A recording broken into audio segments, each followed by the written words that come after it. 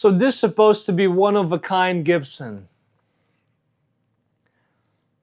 But the more I play it, I'm thinking like, what the hell is this?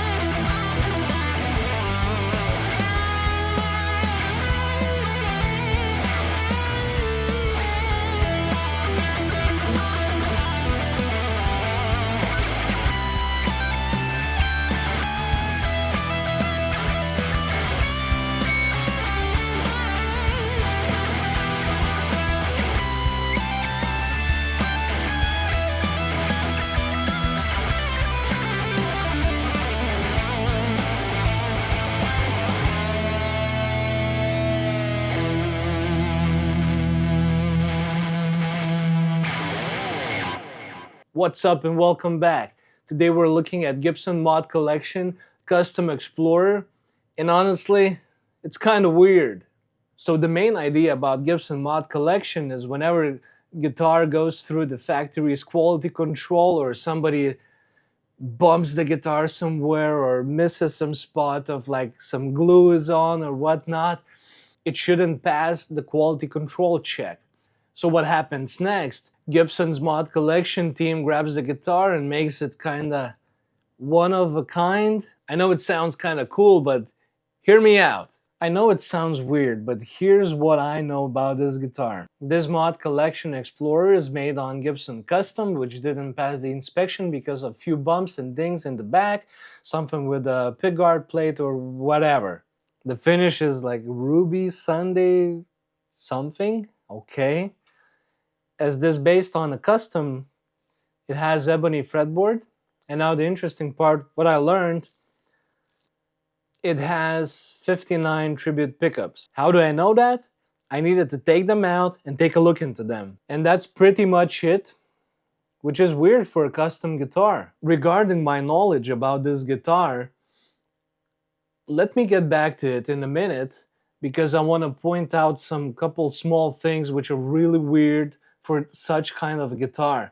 One of the things I immediately noticed was the nut. It literally feels like a plastic one. Why I'm saying that? Because when naturally you pick up the guitar, you want to tune the guitar. And when I started tuning the guitar, strings immediately started popping into all the directions.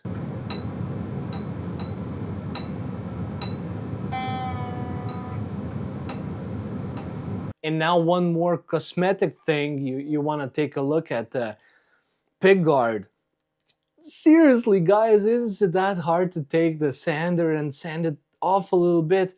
It looks awful. I'm not saying anything about like my 70s reissue Explorer, which is not custom shop, it's a regular run. There you can put that stuff on, but on a custom Gibson, get out of here. But to be fair, it plays really nice.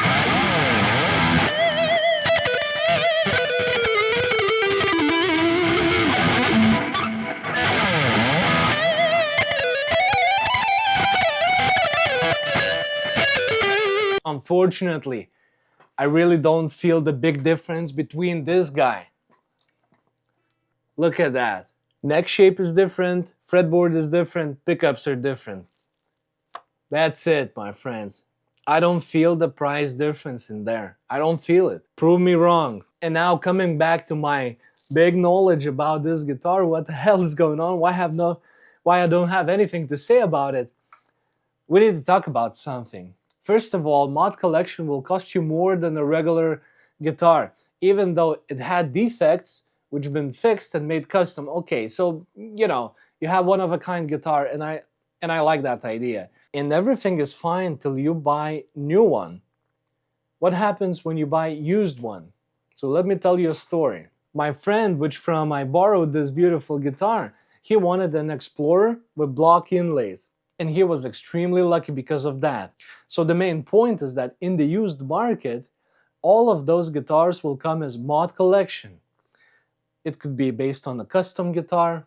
It could be based on a regular standard guitar, like let's say a Les Paul Jr., right? It could be either a custom shop or reissue of the vintage instrument, or standard regular run, which new cost like under 2,000.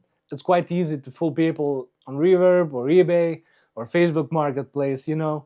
Now, the other issue I see is that you cannot look up the serial number online. It gives you zero information.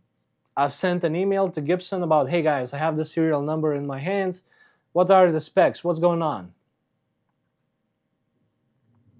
I hope they at least read an email and will come back to me in a couple months, please. So the funny part is that okay, my buddy wanted with block inlays. We know that if there's a block inlay on the first fret, it's a custom. That's very good. It means that it's expensive.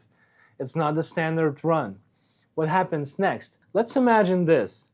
I'm a guy who has a little bit of money aside. I will buy used Gibson online, mod collection, which looks pretty damn cool, right? But I don't have much of a idea what's there, you know, what are the specs, what model it's based on. And after some time, I decide to sell the guitar. What I'm going to write there? Gibson Explorer Mod Collection. And nobody knows what the guitar is all about. We don't know what's the fair price. It could be all over the place. The price will be as much as somebody wants to pay. We have no clue what model this guitar is based on, right? So if I'm paying big buck for a guitar, but it's based on the standard run one, so like you feel stupid. And to be honest, what I see is a big confusion here. So yeah, cool guitar, very interesting idea. I support that, one of a kind, I love that. But I would be very cautious and careful with these. Let me know in the comments, would you pay extra for mod collection?